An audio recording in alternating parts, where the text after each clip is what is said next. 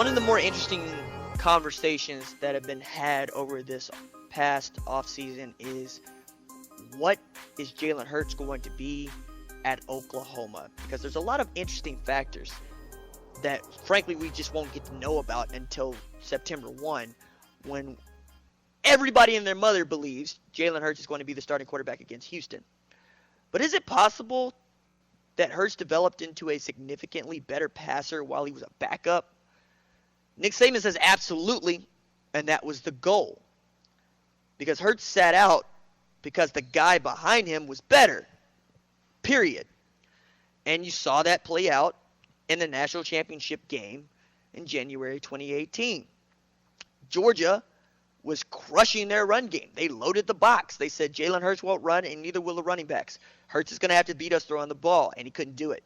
He went 3 of 8 for 21 yards. Alabama had 94 total yards and 4 first downs and trailed by 13 at the half. And Nick Saban, gutsy, no matter who you are, it's gutsy. Pull the guy that has gone 26-2. Pull the guy you know got you there for the kid off the bench in the second half. And Tua not only won the national championship, he won the job, he kept the job. And then what is becoming a story with Nick Saban's tenure at Alabama, the staff turned over, and quarterback Dan Enos came in. And in February, he went through the film of Hurts' game, and he saw what most people see. Outstanding athlete. Big arm, but was inconsistent. Footwork was bad. He put his eyes not downfield, but at the oncoming rush. And nobody knew that more than Hurts, right? But it's one thing for you to be able to identify your weakness. It's another thing for you to be able to fix it. I can identify that I am not 6'8", 250. That's not something I can fix. Good footwork, better vision. Those things can help you throw passes downfield and make you better. So those were the things for which they told Jalen Hurts, look, Tua's going to be the guy. But we feel if you stick here and you let Dan work with you, you're going to become a better quarterback, which is the goal. Now, how much of that sticks?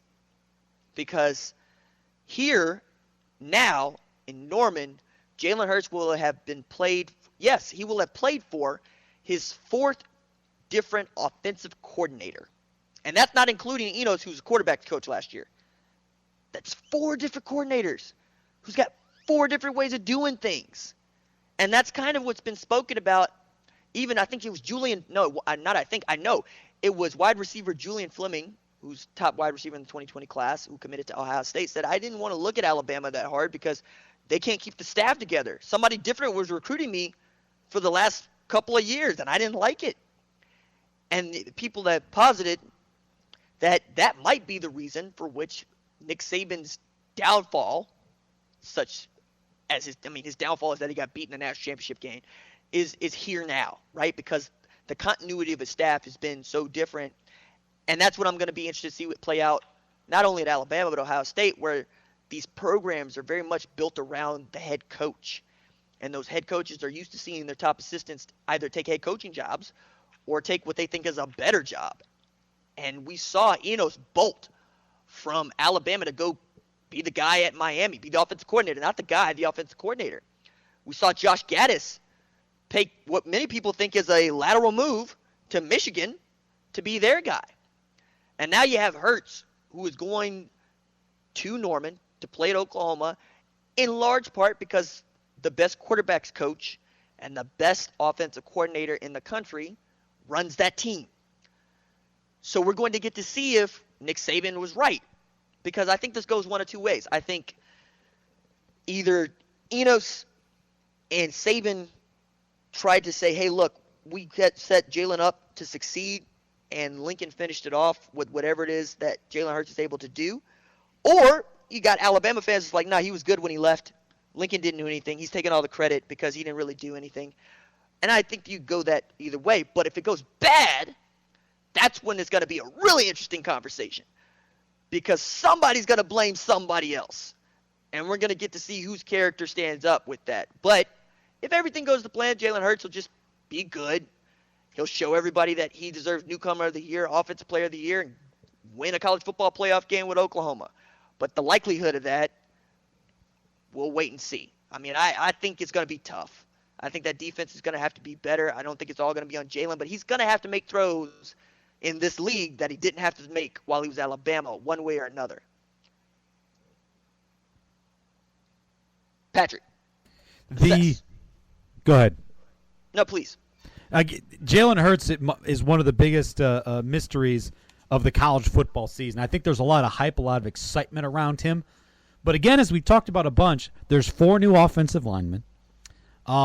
His skill set's a little bit different than guys who have been successful at OU in the past. It'll be great to see how Lincoln Riley, who we know is a great play caller, outstanding offensive mind, utilizes Hurts. You've highlighted, obviously, some of his deficiencies throwing the football to certain places in the field. Ton of talent to work with in the receiving corps. But if you talk about the biggest storylines of college football going into the season, I think Jalen Hurts might be the biggest one. I guess we're so close to it because we're here in Oklahoma, but Jalen Hurts as a story, I think, right now is the biggest story in college football. And he would have to be because of his pedigree, of his past. I think in any other year we'd be talking about Justin Fields at Ohio State, or we would be talking about the domination of the transfer portal and the news cycle. But he has to be because this is one of the things that, as a neutral fan, as a fan of college football, you're just intrigued by, because there's a lot of questions around it. And we always are more intrigued by the thing that has more questions than answers. We hate knowing the answer to a question. I know this because I could see it play out, right? One of the reasons that people like recruiting is because we don't really know, right? One of the reasons that this time of year is so much fun is because we don't really know. And I don't just mean that in college football, in the preseason mags and our own conversations with each other about what if, but just look at how NBA free agency has dominated. I mean, even going back to February when the NBA was in season, Anthony Davis demanding a trade was the biggest thing. And then just look back at January when we weren't really talking about the national championship game. We were talking about where's Jalen Hurts going to end up? Where's Justin Fields going to end up? Is Tate Martell going to stick to his word about, hey, look, I'm going to be the man here at Ohio State, only to bolt for Miami? We're really intrigued by this stuff because that's where we live now, because we live in an age where we get to know stuff. We get to know stuff we didn't know before. We get to know more about these athletes and more about public figures than we ever have. We had a court case saying that the president can't ban anybody or block anybody on Twitter. And in part because we get to see it. We get to know. That's what's fascinating about all of this. And I think you're right to point out Jalen Hurts is the most intriguing story in college football because we just don't know. And we will all form our own opinions about something that quite literally can't be proven until December this year. Yeah, college football heating up. Jalen Hurts will be fun to watch. Lots of other stories. Can I throw this out there real quick? Something? Please. NCAA has announced that Tennessee coach Jeremy Pruitt has committed a violation. This could be big. Do you know what his violation was? Texting? No. He congratulated his high school alma mater on winning a state title in basketball. Man, if that's the NCAA is hung up on the wrong crap, man. The wrong crap. I saw that come across the Twitter. This is ridiculous. The dude mentioned Plainville High School in a congratulatory tweet from his verified account in March. The tweet wasn't even directed at the football team. It was at the boys basketball team who won a state title. And he deleted it 37 minutes after it was posted. What are we doing here, man? What are we doing here? Obviously, he deleted it because someone told him to, but that's just... Right. That's a violation?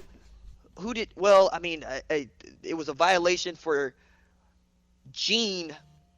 Man, UConn's women's basketball coach. What's Gene's last name?